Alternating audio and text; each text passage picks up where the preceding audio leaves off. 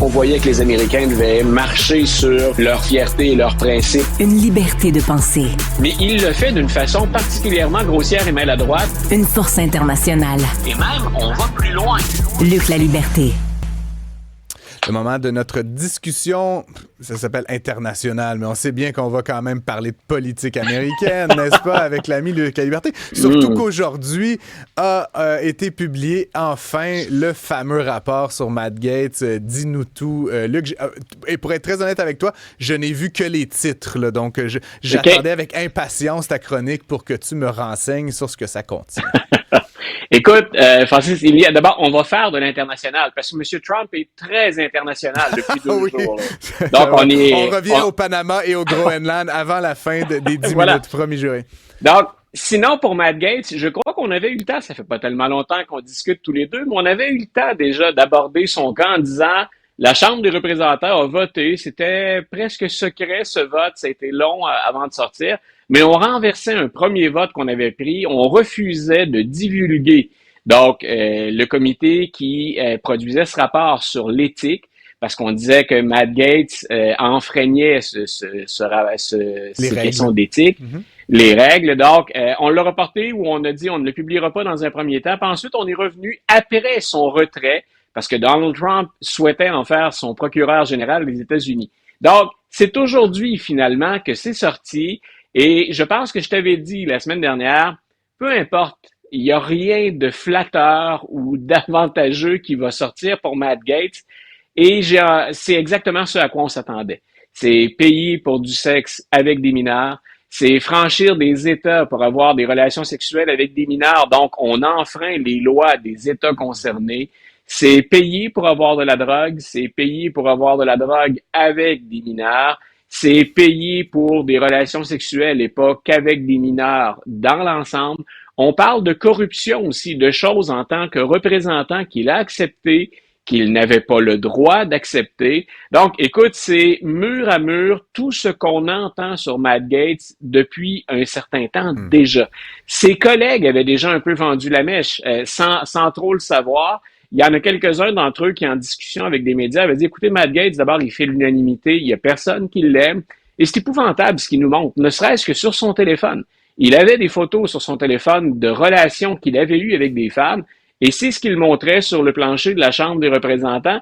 Et ce sont des républicains, ce ne sont pas des démocrates qui dénonçaient un autre représentant, c'est des représentants républicains. Donc, ce qu'il faut se souvenir de ça, c'est, je pense que tout le monde savait que, appelons ça comme ça fait vintage, ancien. C'est un triste cire, Matt Gaetz. Il faisait l'unanimité contre lui. Mais il faut surtout se rappeler que c'était la démonstration de force de Donald Trump.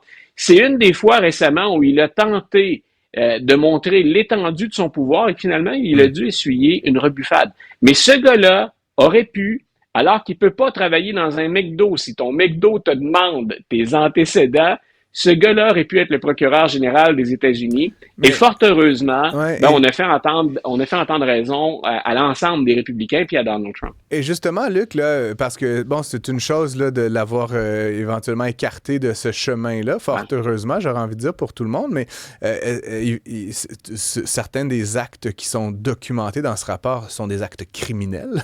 C'est quoi la suite, là? Est-ce que celui qui va être Attorney General va poursuivre Matt Gaetz pour avoir couché avec des mineurs? Puis je veux dire, on peut reprocher bien des choses à M. Trump, mais je suis pas certain qu'il soit nécessairement un grand promoteur de la pédophilie. Là. Je veux dire, on peut penser que M. Trump lui-même trouve ça un peu dégueulasse. Là. Je pense que Donald Trump savait ça. Donc, il avait dit, moi, je veux Matt Gaetz, vous allez me donner Matt Gaetz. Ce que je regarderais plutôt, c'est au niveau des États. Au niveau fédéral, il y a un certain nombre de choses pour lesquelles on a enquêté sur Matt Gaetz, puis on a préféré abandonner des dossiers. C'est une administration, c'est plate parce qu'on donne cette impression de politiser la justice, alors que dans le cas de Matt Gaetz, il y en a déjà lourd dans l'assiette. Est-ce que c'est parce qu'on avait Merrick Garland qui était là, à la tête, donc nommé par Joe Biden? Toujours est-il qu'on a choisi de passer notre tour et qu'on a fermé ce dossier-là. Maintenant, il faudra voir du côté des États concernés si on décide d'aller de l'avant.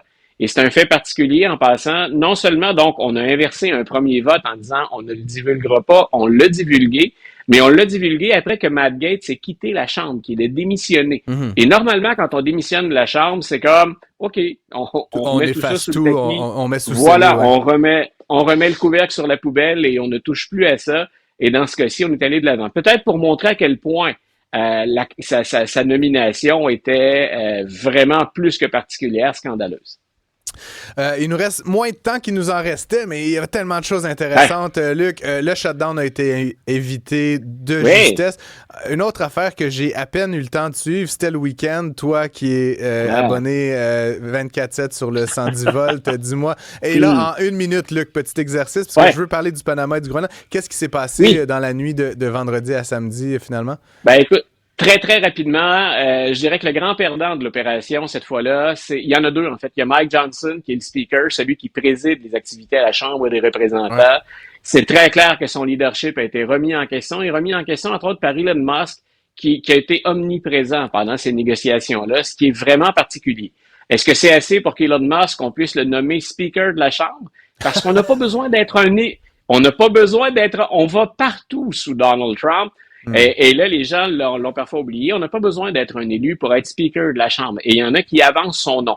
Pas sûr que ça l'intéresse, M. Musk. Il a suffisamment de pouvoir sans aller jouer, finalement, les gardiens de garderie. Et suffisamment d'emplois. Non, je sais voilà. pas. Oui, il y a 3-4 compagnies qui gèrent des milliards et là, il veut réformer le gouvernement. Bref, ça a été évité. Sinon, juste rapidement, parce qu'on en avait parlé, c'est important pour Donald Trump aussi parce que il a un intérêt commun avec Hakeem Jeffries qui était de faire sauter ce fameux plafond de la dette. Ouais. Et on continue à l'utiliser. Donc, on verra si ce n'est que partie remise. Mais on a choisi de dire à M. Trump, c'est pas là que vous allez l'avoir. Donc, il y a Trump et Johnson pour qui ça a été dur. On termine avec, et là c'est vraiment aujourd'hui, là, je suis quasiment rassuré d'une certaine façon, le Canada n'est plus au cœur des menaces là, d'annexion. C'était-tu aujourd'hui tout ça? Parce que moi j'ai lu ça ce matin, là. Le Panama, donc on veut annexer le canal parce qu'apparemment les tarifs pour les conteneurs sont trop élevés. Puis là, dans un autre élan, là, celui-là, il nous l'avait déjà fait, le Groenland. On veut acheter le Groenland. Celui-là, on ne va pas l'annexer, là, on va faire un chèque. Voilà. Qu'est-ce que tu comprends de tout ça, Luc, la liberté? Je t'avoue que je ne suis plus. Là. C'est la bonne vieille méthode Trump. Et il n'y a rien qui dit que dans un cas ou dans l'autre, il n'ira pas de l'avant, qu'il ne va pas essayer de le faire. Mais c'est faire du Canada le 51e État, ça ne se peut pas à moins d'une intervention militaire. Aux États-Unis, ce serait long avant d'arriver à passer ça. Puis, on a peut-être autre mot à dire aussi. C'est un pays qui est souverain. Il y a des contre-pouvoirs, là. Ouais, c'est ça, exactement. Ouais.